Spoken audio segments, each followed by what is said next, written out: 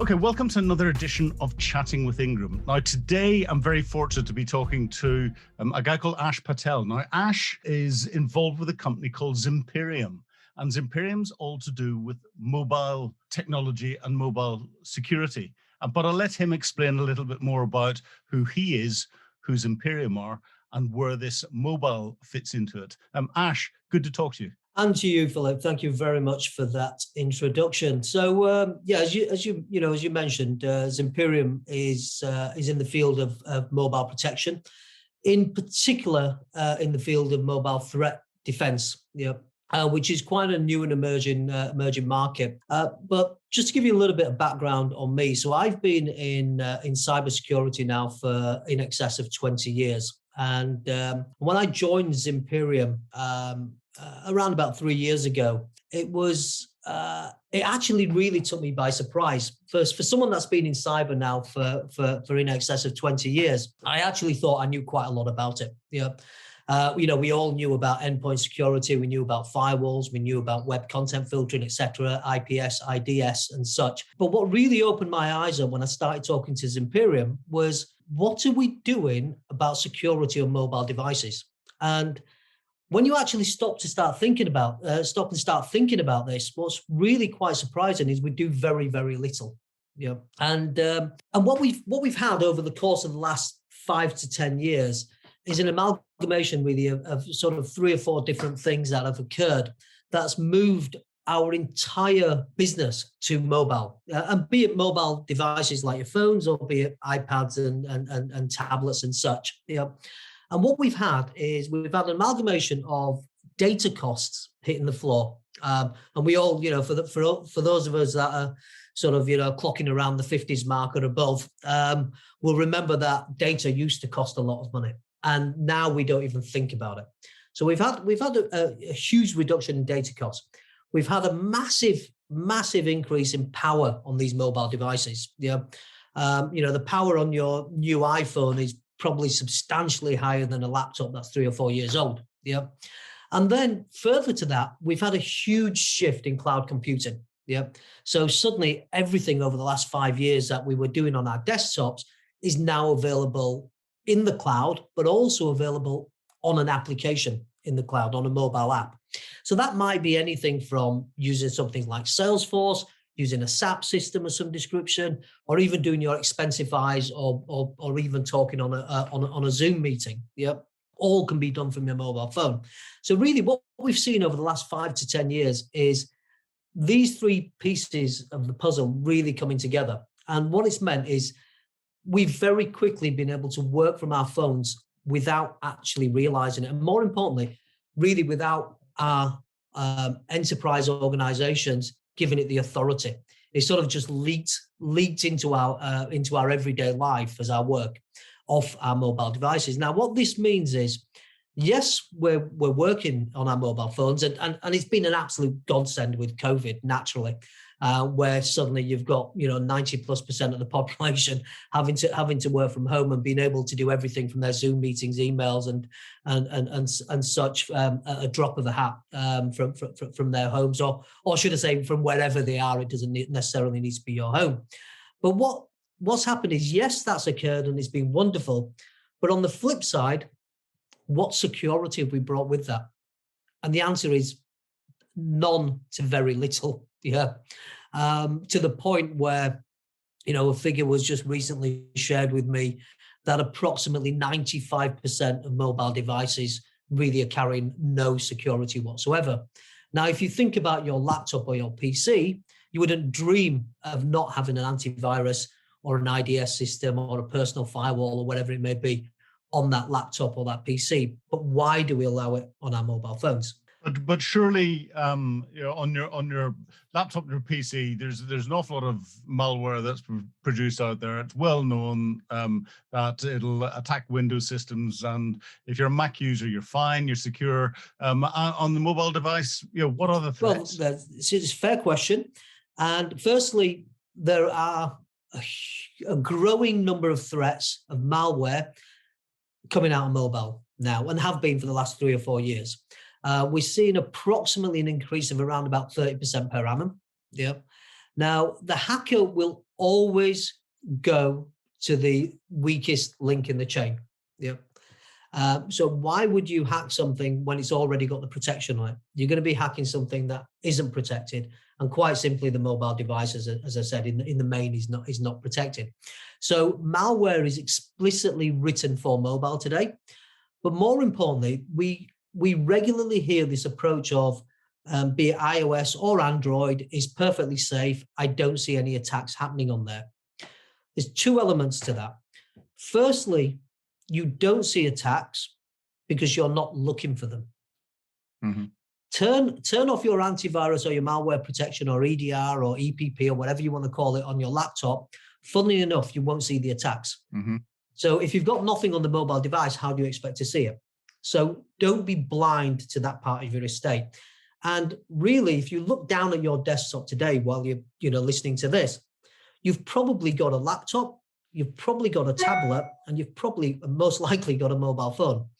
So 2/3 of your devices are mobile. 2/3 of your devices are likely unprotected. 2/3 of your devices, if you're an enterprise, is not sending threat data back to your SIEM platforms. So why is the enterprise comfortable about not actually having that data? One of the things that gets me, I'm an Apple freak, but a lot of the time I download an app onto my iMac. It works perfectly well on my laptop, but I can't use the same app on my iPhone or iPad. So how much of the threat is down to different apps, malicious apps? So the threats really come from 4 distinct areas. They come from the device itself, the operating system itself, and the weaknesses around that, and we'll talk about that in a moment. They come from the network that you're sitting on, and connecting to. They come from the applications, like you just mentioned, and more importantly today, they're actually coming from phishing links. And phishing links that are sent to you via SMS, sent to you via WhatsApp, and certainly not being checked through a corporate gateway like phishing links would on email, perhaps. So think about that text that says, I send 187 quid and I'm not going to be prosecuted by HMRC for tax evasion. I shouldn't have sent the 187 quid. Absolutely, you should have sent that to me. But no, absolutely. So you think about it, you've got a corporate phone or a BYOD device, doesn't really matter which. All the email you're getting on your phone from corporate will be scanned by corporate through their email gateways, which is the correct thing to do. Yeah. But all those text messages and the SMS messages with the URL links and shortened URL links that you can't even see what they're resolved to, how are you checking those? How do you know they're safe? So that's one area that certainly needs to be checked on. The other piece is the device itself. Now, one point you mentioned earlier is that these devices are safe. Well, ask yourself one question. Once again, go back 5-6 years ago. When you got an update on your phone, you were super excited about it. Why? Because it gave you biometrics, it gave you facial recognition, et cetera, et cetera. We had 6 updates a year and we were excited about them. Ask yourself, how many updates do you now get a month? And are they all giving you new features? No, is the answer. What they're doing is patching a vulnerability, because the hackers have now moved to the mobile device and therefore discovering all those vulnerabilities that will naturally be in that operating system through development and taking advantage of those. Now, we could argue, well, that's all right. The OS vendors will fix that. How long have we been using Windows on our desktop? 30, 35 years or something like that? Yeah. Do we still get vulnerabilities? Yes. Do we still rely on EDR, EPP, and antivirus products and malware detection tools to be the first line of defense of those vulnerabilities that haven't been patched yet? Yes. Why do we treat our mobile device any differently? At the end of the day, it's an endpoint. Treat it like an endpoint. The only difference is it's smaller. And I suppose actually because mobile devices didn't exist when Windows first came out and all the rest of it, that the threat actors have spent a lot of time and effort in developing what it is that's in there, but also those companies that are providing security solutions have developed a lot of products and capability to try and keep the threat actors out. and therefore the next weakest link is where they're going to go for. And if you say 95% of mobile users, mobile endpoints don't have any form of security, that has to be the next weakest link. I wouldn't even say has to. It already is. Yeah. So without a doubt, it already is. And coming back to your mention earlier about the applications as well. Applications are amazing. Now, when you want to do something on your phone, you go to the App Store or Google Play or wherever it may be, and you download an application. Yeah. Now, that application, when you download, will ask you certain questions or inform you of certain information. We're going to access this. We're going to get that off your phone, whatever it may be. We'll have access to your contacts, your diary, your location. If you want the app, there's only one thing you can do, which is say yes. Yeah. So as soon as you've said yes, you've now allowed the app to access your location, for example. Now, that's perfectly fine if you're using Uber, because you know it needs to access your location to send you the taxi, right? Perfectly fine. And that's perfectly fine for your shopping app to be accessing, I don't know, your credit card details, right? Because you need to pay for things. Perfectly fine. And it's perfectly fine that those applications are free to download. Now, the real question is, all the other apps that you have on your phone that you've downloaded for free that are not used as a window to buy a product of someone, why are those applications free? Well, as they say, nothing's ever free. Exactly. You are the commodity. You are the commodity, and if there's one thing on applications you must remember is a free app is never free. Yeah. Because they're going to take something off you, whether it's your data or whether it's your time by sending you an advert and offering you, to click on an advert, and then they get their revenue that way, which once again is perfectly harmless for the user, and that's fine. You need to gain revenue somewhere. More is a concern about what data is that application taking off your device, or what malware is it delivering. Mm-hmm. Yes, I remember a few years ago there was a lot of controversy about a game that came out, and a lot of kids will have heard of it. Your Pokemon Go, when it came out. The controversy was that when you signed in using your Google account and you went through the permissions, it gave complete access to all Google facilities and capabilities on your device. So access to all of your contacts, all of your emails, Gmail, everything that was on there, all of your photographs, and therefore to your camera and any other recordings and anything that was stored in the device and stored through Google. But it was a game. Why on earth would it want that sort of material? Well, see, it's interesting. You ask why do they want it? Well, quite often they don't want it and they're not interested in it, and they're probably not doing anything harmful with it. I mean, Pokemon, is owned by an organization that's perfectly reputable. Yeah. What it probably was, and this is just me guessing at this stage without knowing the detail, was from a development perspective, it was probably just simpler to leave that in as part of a package than remove it. Yeah. Because when you're developing an application, quite often you will say, okay, well, I need something to access the camera. So I'll go out on the internet and I'll find a piece of an application that allows me to do that. I need something to allow me to access my contacts. I'll take something that does that. But what else is coming with those pieces that you take? And thereby, what else is that application capable of doing? Yeah. So these are areas that people really need to consider when using a mobile device. Is that application truly something I need? Is it safe? That's a question you need to ask yourself. Is the download that I'm accepting today from my OS vendor, why is that download coming? Why are we patching that? Has anyone actually stopped to read what vulnerability are they patching, and where have I been exploited perhaps in the past? Yeah. So these are areas people need to consider. But what's really surprising, and I was horrified to see this when I first joined Zimperium, and I put the technology on my phone, was the amount of rogue Wi-Fi networks out there. So one thing that a lot of us do, and particularly in the UK actually, less so in places like the Nordics, is we will continuously look for free Wi-Fi networks. Yep. whether we go to the coffee shop, whether we go to the airport, whether we go to a stadium to watch football, whatever it may be on the days we could, we'll always look in for a free Wi-Fi network and we'll always connect to it. Now, once you do that, that network is naturally on your device. The SSID is remembered. So if you've ever been to Starbucks, Cafe Nero, or any coffee shop, once you've connected to that Wi-Fi network, the SSID is remembered. So anytime your phone sees that network, it will automatically connect. In the same way as when you go to your office or go home, it'll automatically connect.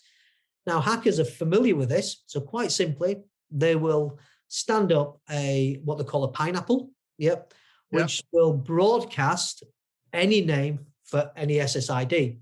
So you could quite simply just put Starbucks, Cafe Nero, British Airways, doesn't matter which, right? And I'm not picking on those in particular. You put their name in your SSID broadcaster, and people's phones who were previously connected to those networks will automatically connect to the hacker's network. Yeah. What does that mean?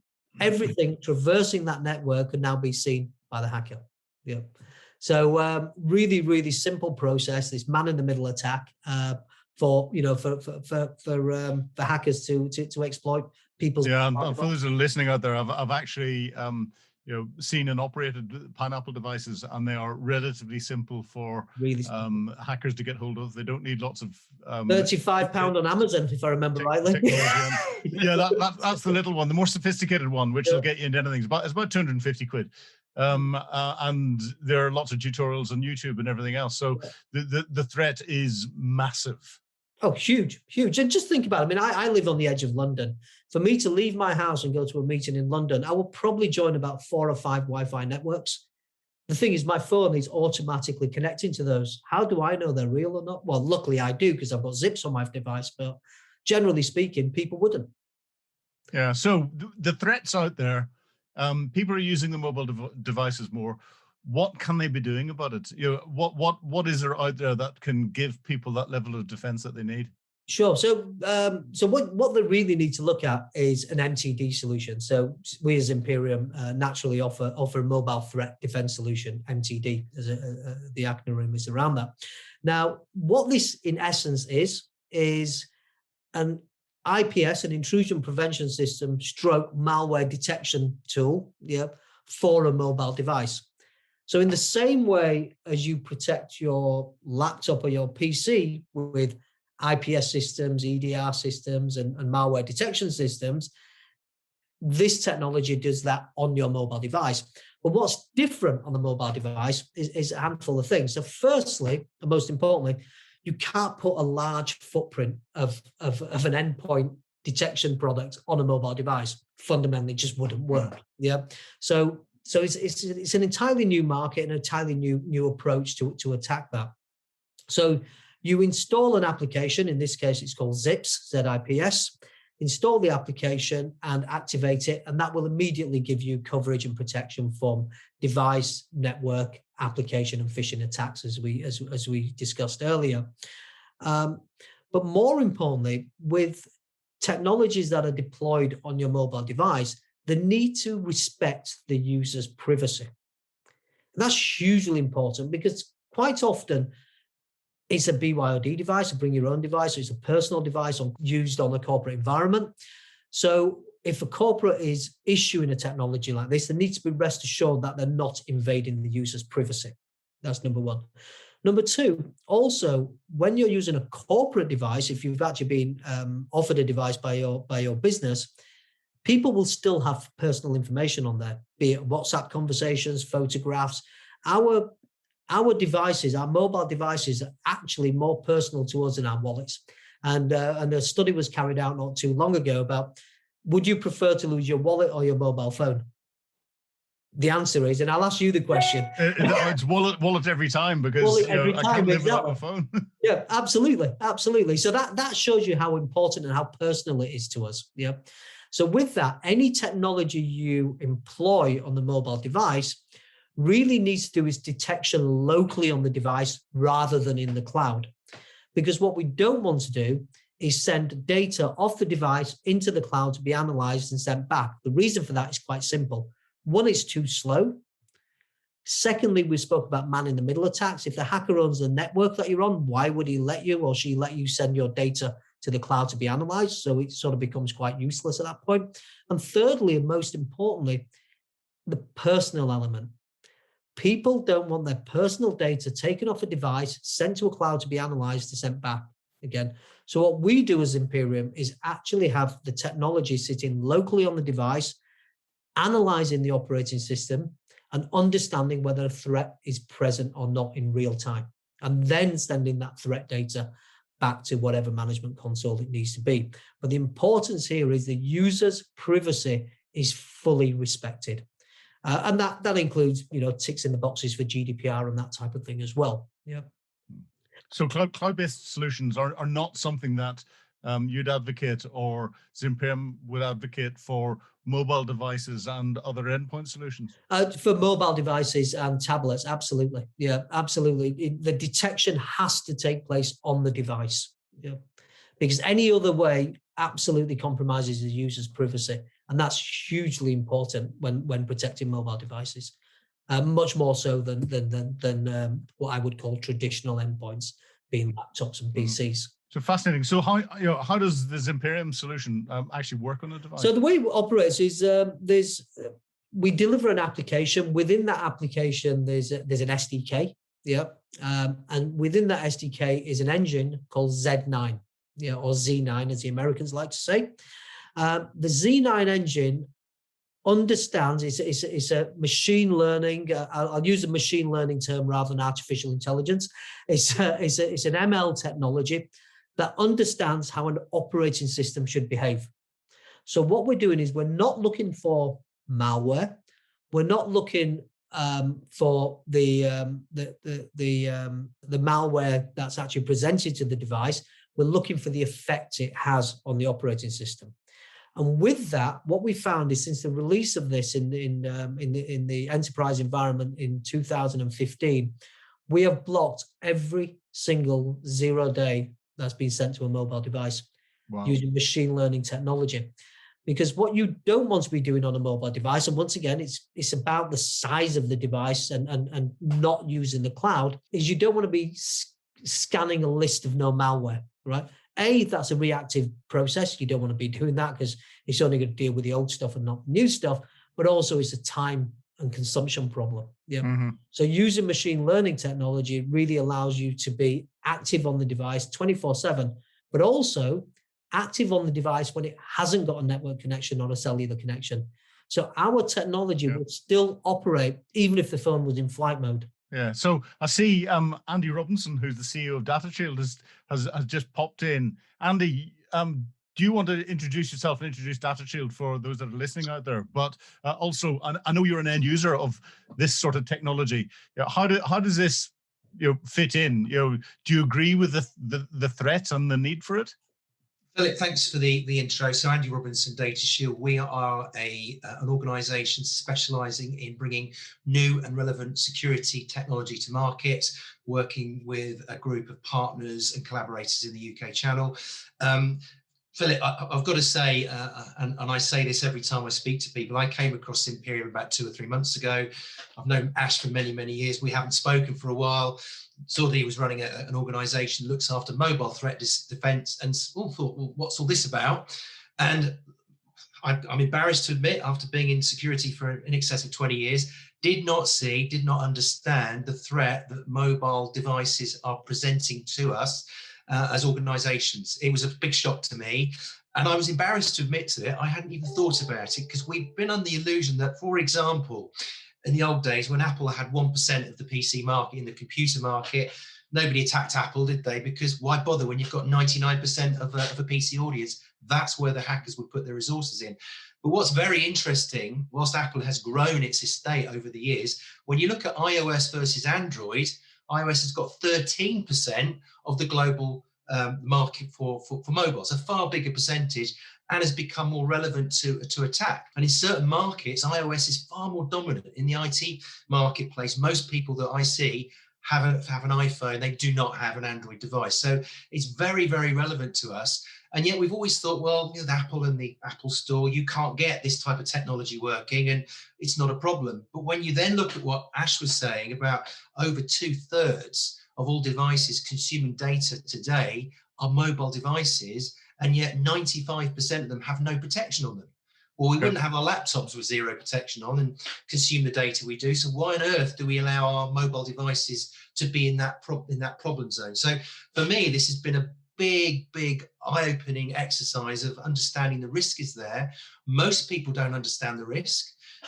Ash made a very relevant point. If you're not monitoring for the threat, then you won't know the threat exists until your computer or your endpoint grinds to a halt, or you get ransomware on it, and by that time it's too late.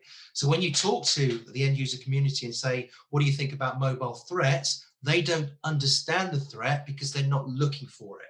And if you're not seeing it, you're not understanding not just that the threat exists, but how big the threat is.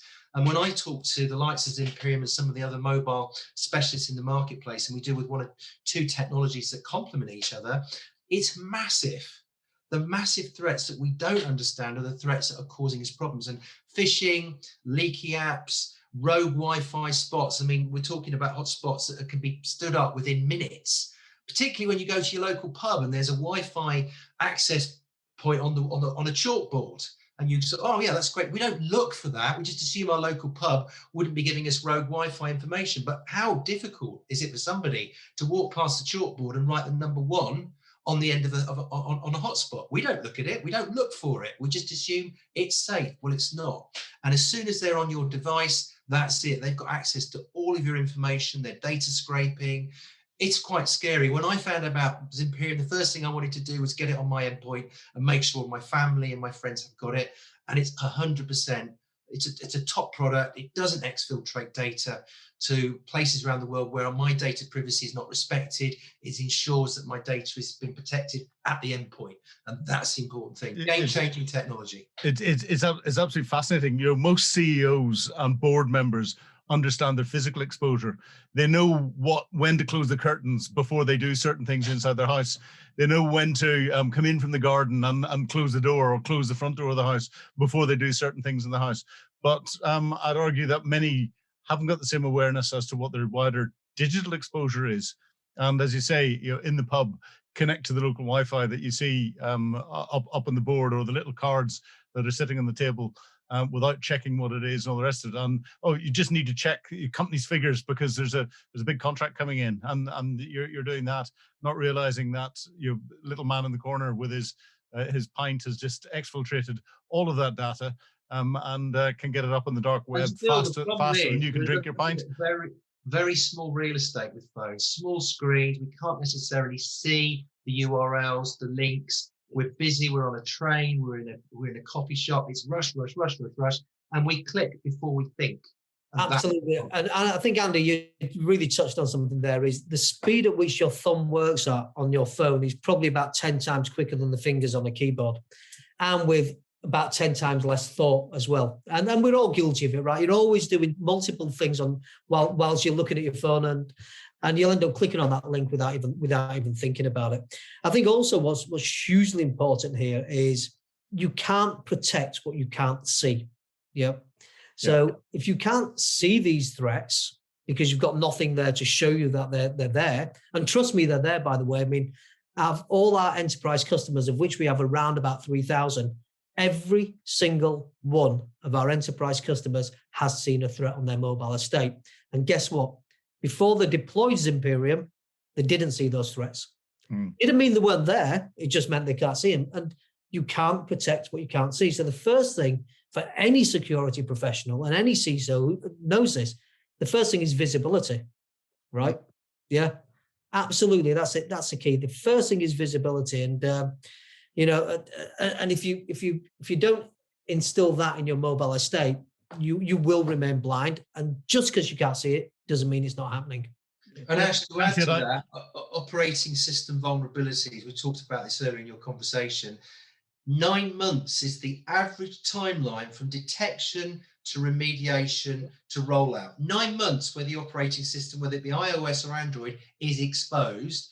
And what Zips does is cover that vulnerability until the patch is brought up to date. But 9 months is a long time. Yeah, you look at it as a virtual patching system, right? Sure. That's exactly, which is, once again, it's what we do on the endpoint, right? It's what we do on the traditional endpoint, should I say. But this is the thing, the listeners out there really need to understand is an endpoint is an endpoint is an endpoint. Doesn't matter if it's mobile, PC, or laptop or tablet, it's an endpoint. It's accessing corporate data. It's got a user at the end, but even that, the user at the end on a mobile device is normally the admin. Most enterprises would never allow a standard user to be an admin on a laptop or PC. So the mobile is at more risk because it's out there in the field jumping on and off Wi-Fi networks. So more risk because it hasn't got anything on there to protect it. It's a more risk because it's got the user is an admin that can download software, i.e. apps, and install them on there. So we would never allow this behavior on a traditional endpoint. So it really does surprise me how we still do. But as you said, Andy, you know, and as I said right at the beginning, it's something you don't think about until someone points it out to you. Yeah, and the more you think into it, the more you see increasing numbers of vulnerabilities. So, Ash, where do people go to get more information about Zimperium and what Zimperium can provide from a mobile security solutions perspective? Sure. So a couple of things on this. So firstly, they can visit our site, which is zimperium.com. Together with DataShield, and Andy will share his address in a moment, I'm sure, we can provide a free risk assessment to them. So what that means is we can actually install the technology on their mobile devices, or a handful of their mobile devices, to gain for the users to gain, or the customer, should I say, to gain an understanding of the level of risk and threat that they're actually exposed to today. And Andy, you know, where do you fit into this? So basically, Zimperium are a US vendor. They are the inventor, creator, and supporter of the software. We are their UK representative, and we work with end users and partners in the channel to get this product to market. And you can get more information about Zimperium at datashield-uk.com.